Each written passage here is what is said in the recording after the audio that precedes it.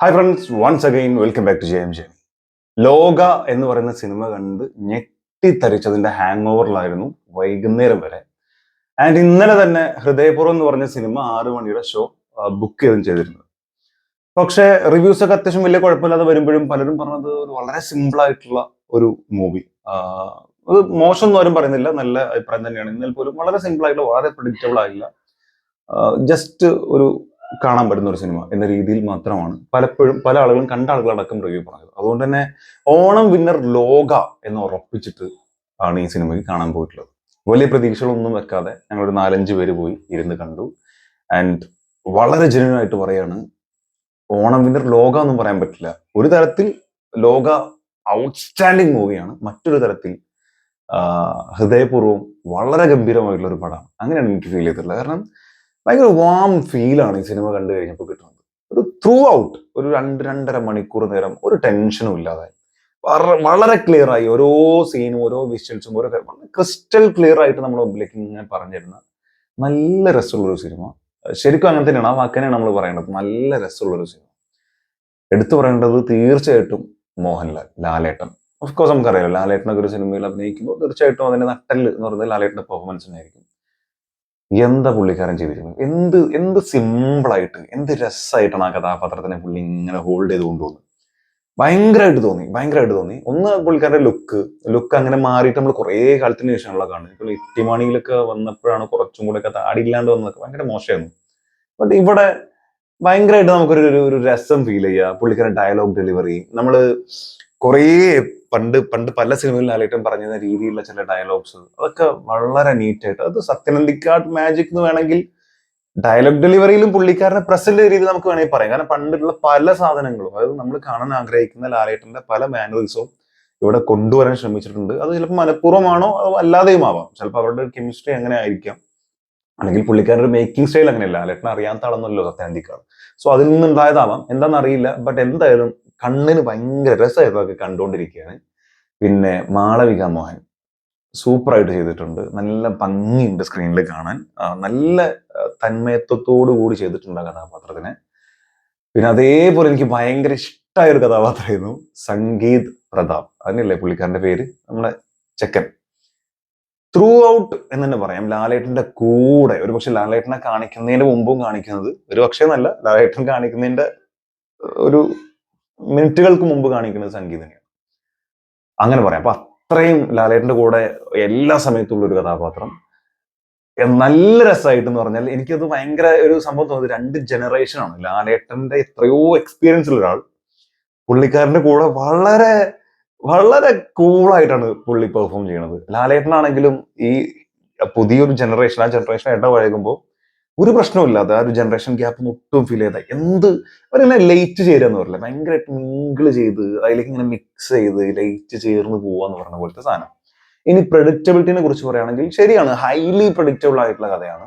And നമ്മൾ പലപ്പോഴും നമ്മൾ അറിയാവുന്ന ഒരു കഥ തന്നെയായിരുന്നു. നമ്മൾ ഇതിനെ കുറിച്ച് സംസാരിച്ചിട്ടുണ്ട്, ഇതിന്റെ ട്രെയിലറിനെ കുറിച്ച് സംസാരിക്കുന്ന സമയത്തൊക്കെ ഇതിന്റെ സ്റ്റോറി ലൈൻ നമ്മൾ പറഞ്ഞിട്ടുണ്ട്. ഇത് തന്നെയാണ് ട്രെയിലറിനും മറ്റൊക്കെ നമ്മൾ കണ്ടു ഊഹിച്ചിട്ടുള്ള സാധനം, സിനിമ കാണുമ്പോഴും നമ്മൾ വിചാരിക്കുന്ന സാധനം ഇതൊക്കെ തന്നെയാണ്. പക്ഷേ അതുകൊണ്ടൊന്നും ഒരു തരത്തിലുള്ള നെഗറ്റീവ് ഫീൽസും വന്നിട്ടില്ല. കാരണം നമ്മൾ ആഗ്രഹിക്കുന്നത് നമുക്ക് കിട്ടുകയാണ്, അവിടെ കിട്ടുന്ന സന്തോഷമാണ് നമുക്ക് കിട്ടുന്നത്. പല സിനിമകളും നമ്മൾ കാണുമ്പോൾ നമ്മളിത് ഇങ്ങനെ ആയിരിക്കും എന്ന് വിചാരിച്ചിട്ട് അങ്ങനെ സംഭവിക്കുമ്പോൾ, ഓ ഇത് ഇതുപോലെ, ഇതിലൊരു പ്രത്യേകിച്ച് ഒന്നുമില്ലല്ലോ, ഇങ്ങനെ തോന്നും. പക്ഷെ നേരെ മറിച്ച് ഇവിടെ നമ്മൾ വിചാരിക്കുന്നത് കിട്ടുമ്പോഴാണ് നമുക്കൊരു, അത് ഫീൽ ഗുഡ് സിനിമകളുടെ ഒരു ഭയങ്കര ഒരു ഇമ്പോർട്ടന്റ് ഫാക്ടർ, അല്ലെങ്കിൽ ഇമ്പോർട്ടന്റ് ആയിട്ടുള്ള ഒരു പ്രധാന സംഭവം തന്നെയാണത്. കാരണം അത്തരം സിനിമകൾ കാണുമ്പോൾ നമ്മൾ ഫീൽ ഗുഡ് ആണല്ലോ, നമ്മൾ ആഗ്രഹിക്കുന്നത് അതാണ്. സിനിമ ഒരു ഏകദേശം ഒരു 10-25 മിനിറ്റ് ഒക്കെ കഴിയുമ്പോൾ, അല്ലെങ്കിൽ അരമണിക്കൂർ കഴിയുമ്പോൾ തന്നെ നമുക്ക് മനസ്സിലാവും ഇതിന്റെ ഒരു ലൈൻ എന്താണെന്നുള്ളത്. അപ്പൊ നമ്മൾ പിന്നെ എല്ലാ സമയത്തും അതിങ്ങനെ ആഗ്രഹിക്കണം മനസ്സറിയാതെ. ഇത് ഇങ്ങനെ ആയിരുന്നെങ്കിൽ, ഇയാൾ ഇങ്ങനെ ഉണ്ടായിരുന്നെങ്കിൽ, ഇന്ന ആളുടെ ഇയാളുടെ കൂടെ അവസാനം വരെ നിലനിന്നിരുന്നെങ്കിൽ, അങ്ങനെയൊക്കെയുള്ള പല തോന്നലുകൾ നമുക്കുണ്ടോ. അത് ഇന്ന കഥാപാത്രം ഈ മെയിൻ കഥാപാത്രത്തിന്റെ കൂടെ അവസാനം വരെ ഉണ്ടായിരുന്നെങ്കിൽ, ഓ ഇത് കഴിഞ്ഞാൽ അയാൾ നമുക്ക് മിസ്സായി പോവോ, അയാൾ ഇനിയും കൂടെ കണ്ടിന്യൂ ചെയ്യുന്നത്, ഇങ്ങനെയൊക്കെ തോന്നുന്ന ചില മൊമെന്റ്സ് ഉണ്ട്. കറക്റ്റ് ആ സ്ഥലത്ത് തന്നെ ആ ഡയലോഗ് പറയാണ്, എനിക്ക് എന്റെ കൂടെ ഒന്നുകൂടെ തോന്നിയുള്ള ഡയലോഗ്സ് അടക്കമുള്ള സാധനങ്ങൾ. പിന്നെ കോമഡി എന്ന് പറഞ്ഞാൽ ഇത് എന്താണെന്നറിയോ, ഭയങ്കര ഒരു ഫാമിലി, ഒരു ഔട്ട് ആൻഡ് ഔട്ട് ഒരു, ഇങ്ങനെ പറയുമ്പോൾ ഒരു ഫാമിലി പടമാണ്, അങ്ങനെ തന്നെ വേണം പറയാം. ഒരു ഫാമിലി, ഒരു കുടുംബ ചിത്രമാണ് ഹൃദയപൂർവ്വം. അതുകൊണ്ട് തന്നെ ഒരു കുടുംബമായിട്ടൊക്കെ നമുക്ക് പോയിരുന്നതിന് എല്ലാവരും എൻജോയ് ചെയ്തത്. അച്ഛനും അമ്മയും അനിയത്തിയും അനിയന്മാരും, അല്ലെങ്കിൽ വൈഫ് ഉണ്ടെങ്കിൽ വൈഫും കുട്ടികളും, ഇവരെല്ലാവരും കൂടെ ഇരുന്ന് എല്ലാവർക്കും ഒരുപോലെ ഒരേ മീറ്ററിൽ സന്തോഷം കണ്ടെത്താൻ പറ്റുന്ന രീതിയിലുള്ള ഒരു സംഭവം. കാരണം വളരെ ടച്ചിങ് ആയിട്ടുള്ള പ്ലോട്ടും അതിന്റെ അടുത്ത് വരുന്ന കോമഡികൾ, ഇപ്പൊ സംഗീത് പ്രഭ പറയുന്ന കോമഡി ആണെങ്കിലും ലാലേട്ടൻ പറയുന്ന ചില സാധനങ്ങളാണെങ്കിലും അല്ല മറ്റുള്ള കഥാപാത്രങ്ങൾ അടിക്കുന്ന ചില കൗണ്ടേഴ്സ് ആണെങ്കിലും അതൊക്കെ നമുക്ക് എൻജോയ് ചെയ്യാൻ പറ്റുന്നുണ്ട്. ഒരു ദ്വയാർത്ഥമുള്ള സാധനങ്ങളൊന്നും ഇല്ലാതെ വളരെ ക്ലീൻ ആയിട്ടുള്ള കോമഡി, വെർബൽ കോമഡി, അതൊക്കെ നമുക്ക് ഭയങ്കരമായിട്ട് ഫീൽ ചെയ്യുന്നുണ്ട്. അതുപോലെ ജനാർദ്ദനന്റെ കഥാപാത്രം കുറച്ചു നേരമേ ഉള്ളൂ, പക്ഷെ നല്ലൊരു കഥാപാത്രമായിരുന്നു. പുള്ളി വോയിസ് കൊണ്ട് അവസാനം വരെ നിലനിന്നിട്ടുള്ള ഒരു സാധനമുണ്ട്. അതൊക്കെ നല്ല ചിരി പടർത്തിയിട്ടുള്ള സാധനങ്ങളാണ്. പ്ലസ് നമ്മുടെ സിദ്ദീഖിന്റെ കഥാപാത്രം, സിദ്ദീഖ് എപ്പോഴും നമുക്ക് തോന്നിയിട്ടുള്ള കാര്യം തന്നെയാണ്, പുള്ളി ഏത് കഥാപാത്രം എടുത്താലും അത് അതിന്റെ പെർഫെക്ഷനോട് കൂടി ദി ബെസ്റ്റ് പെർഫോമൻസ് പുറത്തു തരുന്ന ഒരാളാണ്. ഇവിടെയും തെറ്റിച്ചിട്ടില്ല, അതുപോലെ തന്നെ ചെയ്തിട്ടുണ്ട്. പിന്നെ നമ്മളെ ശ്യാമള, പുള്ളിക്കാരിയുടെ പേര് എനിക്കറിയില്ല, നമ്മുടെ മാളവികയുടെ അമ്മയായിട്ട് വന്നിട്ടുള്ള കഥാപാത്രം. അതുപോലെ ലാലു അലക്സിന്റെ കഥാപാത്രം, അലക്സിന്റെ ഒക്കെ ലാസ്റ്റ് ഭാഗത്തിൽ, അലക്സിന്റെ ലാസ്റ്റ് സീനിലൊക്കെ പുള്ളി പറയുന്ന ഒരു ഡയലോഗ് സാധനങ്ങളൊക്കെ ഭയങ്കര രസമായിട്ട് വന്നിട്ടുണ്ട്.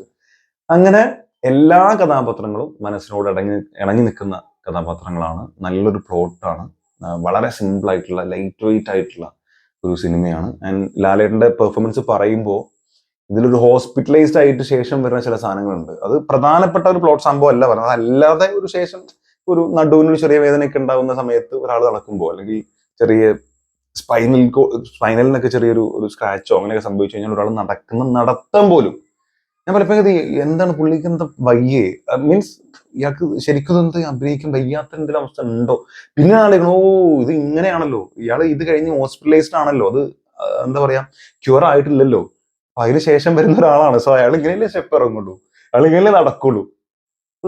ബോൺ ആക്ടർ അല്ലെങ്കിൽ നാച്ചുറൽ ആക്ടിംഗ് എന്നൊക്കെ പറയുന്നത് നമുക്ക് ചിലപ്പോൾ പലർക്കും മനസ്സിലായിട്ടുണ്ടാവും. ഞാൻ അതിൽ നിന്ന് ആ സാഹചര്യത്തിലേക്ക് പോയതുകൊണ്ട് ഇങ്ങനെ ഒരു സംഭവമാണ്, ഈ കഥാപാത്രം ഇങ്ങനെയാണെന്നുള്ളത് വിട്ടുപോയി.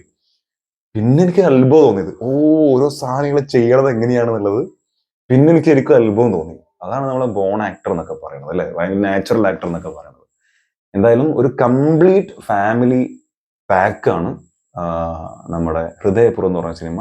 പേര് പോലെ തന്നെ ഹൃദയത്തിനോട് ചേർന്ന് നിൽക്കുന്ന, ഹൃദയത്തിനോട് ഇണങ്ങി നിൽക്കുന്ന ലാലേട്ടന്റെ വളരെ മികച്ച പെർഫോമൻസ് ഉള്ള, ബാക്കിയുള്ള എല്ലാവരും കട്ടയ്ക്ക് കൂടെ നിന്നിട്ടുള്ള, നല്ലൊരു ചിരിച്ച് സന്തോഷത്തോടെ ഇറങ്ങി വരാൻ പറ്റുന്ന ഒരു cinema. Must watch in theatres. അത് തിയേറ്ററിൽ തന്നെ കാണണം എന്ന് പറയുന്നത് എല്ലാവരും കൂടെ ഇരുന്ന് കാണുമ്പോൾ, പ്രത്യേകിച്ച് ഈ പടമൊക്കെ ഹിറ്റ് ആകുമ്പോൾ, ഈ രണ്ട് പടം എന്തായാലും ഒരുപാട് ഓടും. രണ്ടും നല്ല പടം, രണ്ട് ജോണറാണ്. അപ്പോൾ ഹൃദയപൂർവ്വം ഒക്കെ എന്ന് പറയുമ്പോൾ അത്രയും ആളുകളുടെ കൂടെ ഇരുന്ന്, ഇപ്പൊ ലോക എന്ന് പറയുന്നത് പക്ക അതിന്റെ മ്യൂസിക്കും സാധനങ്ങളൊക്കെ ഹൈ ലെവൽ സാധനമാണ്. അത് തിയേറ്ററിൽ എക്സ്പീരിയൻസ് ചെയ്യണം, അതിന്റെ വിഷ്വൽ ക്വാളിറ്റി എല്ലാം. ഇതെന്താ വെച്ചാൽ ഒരു വലിയ കൂട്ടത്തിനോട് കൂടെ ഇരുന്ന് കാണുമ്പോൾ ചെറിയൊരു ലൈറ്റ് ആയിട്ടുള്ള ചിരിയാണെങ്കിൽ പോലും അത് പടർത്തുമ്പോൾ കിട്ടുന്ന രസം, എല്ലാ ഭാഗത്തുനിന്ന് ചിരി വരുമ്പോൾ കിട്ടുന്ന ഒരു ഓളം, അങ്ങനെ കാണുന്നത്, സന്തോഷവും സങ്കടമൊക്കെ ഒരുമിച്ചിരുന്ന് അങ്ങനെ കണ്ട ഒരു സിനിമയാണ്. അതുകൊണ്ടാണ് മസ്റ്റ് വാച്ച് ഇൻ തിയേറ്റേഴ്സ് എന്ന് പറഞ്ഞത്. സോ കണ്ടിട്ടുള്ള ആളുകളാണെങ്കിൽ തീർച്ചയായിട്ടും കമന്റ് രേഖപ്പെടുത്തുക. ഒരുപാട് പേര് കണ്ടിട്ടുണ്ടാകും ഓൾറെഡി, ഇപ്പൊ ടൈം എത്രയായി. സോ എന്തായാലും നിങ്ങളുടെ അഭിപ്രായം കൂടി കമന്റ് രേഖപ്പെടുത്തുക. ആൻഡ് ആരാണ് Onam winner? No, wrong question. അങ്ങനെ ചോദിക്കാതിരിക്കുന്നല്ല, കാരണം രണ്ടും രണ്ട് ടൈപ്പ് ഓഫ് മൂവീസ് ആണ്, രണ്ടും ഓണം വിന്നേഴ്സ് ആണ്. Thank you so much watching this video. തീർച്ചയായിട്ടും കാണുന്നവരെ